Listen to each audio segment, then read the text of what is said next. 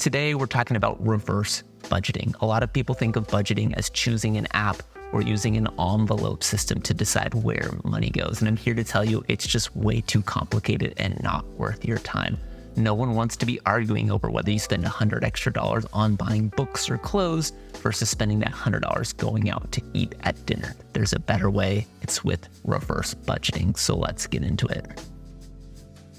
The way we do this in reverse budgeting is with the 50-30-20 rule. And what that means is 50% goes to your necessities, 30% goes to your wants, and 20% goes to savings and debt.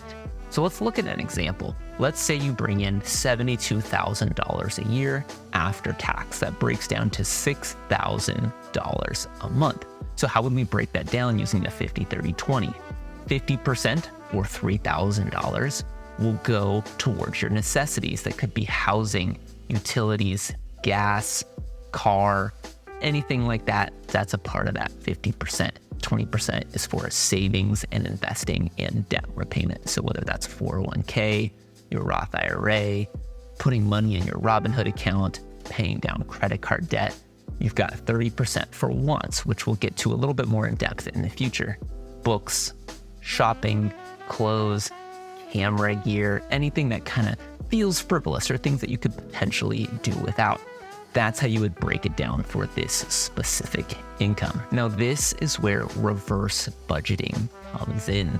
We're going to take that $1,200 that we have allocated for savings and investing and debt, and we're going to break it down. So here is an example. You might have $250 in debt payments. That could be for a credit card loan. Maybe it's a car payment. Maybe it's student loans, but we're going to do that line item right there. The next one would be a 401k deduction. Maybe you've got one through work. We're going to do $300 into that. The next one we're going to do is $250 into our savings account. And the final one will be $400 into your Roth IRA. The great part about this is this can be fully automated. If you have a banking system or a credit union that has an app or a website, this can be completely automated without you having to do anything on a daily basis. This is really important because the most important aspect of reverse budgeting is making sure that you pay yourself first. That's what's most important. Let's continue on with this example.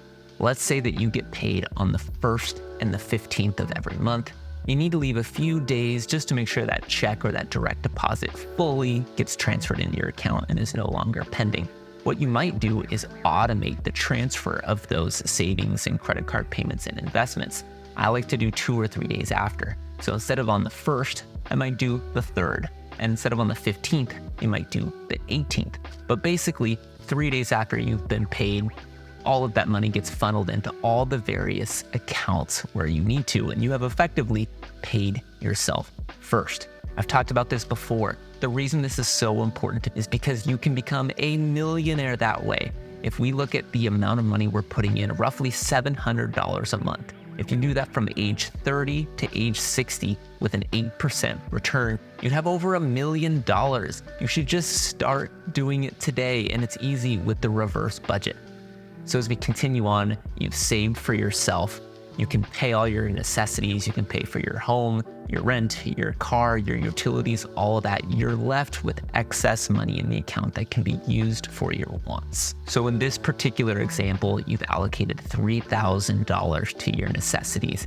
You've allocated $1,200 for savings, investing, and debt. That leaves you with $1,800 for your wants. You can pretty much do anything with that. If you want to buy a ton of comics, go right ahead. If you want to buy the new iPhone, you can. If you want Netflix and a million other subscriptions, new camera gear, if you want to go out to dinner every single night with your friends, you can do that. The only stipulation is you have to stay within that $1,800 that you have remaining. There's no more arguing or bickering with yourself or your family about whether or not you can spend $100 on dinner, or whether that needs to be dedicated to groceries, or whether that $50 book was not worth it because that was allocated for something else. There's no more of that when you do reverse budgeting. Now, this does require a decent amount of self-control and discipline, because this requires you to only spend that $1,800. If you have a habit of using your credit card and spending more than you have in a given month, this might not be ideal for you. However, if you follow the plan accordingly, you use your money for necessities, you've paid yourself first and you've invested in your future, now you have a set dollar amount that you can use for anything. My wife and I have been doing this plan for quite a good amount of time now, and it has just created so much freedom in the way in which we save, invest, and just plan for our future. So I hope you'll try it out. If you have ideas or comments, leave them down below, and I'd love to chat with you guys. Thanks for tuning in. See you in the next one.